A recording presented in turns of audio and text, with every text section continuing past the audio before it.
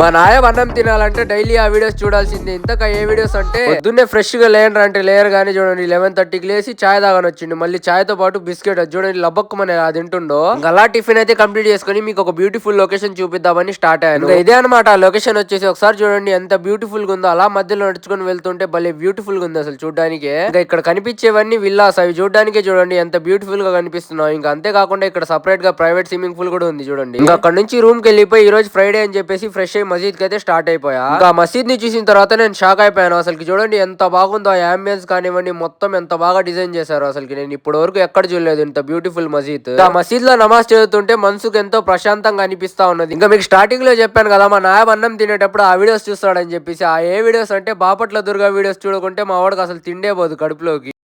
నన్ను ఎందుకు మోసం చేసేవరా? నిన్నెంతగా నమ్మాను. మీ గ్రూప్ లో ఎవరైనా బాపట్ల దుర్గా వీడియోస్ చూసేవాడు ఉంటే వాడు ఐడి ట్యాగ్ చేయండి. ఇంకా మీ బంగారమైన చేత్తో ఫాలో లైక్ అండ్ సబ్స్క్రైబ్ చేసుకోండి. ఉంటా మరి.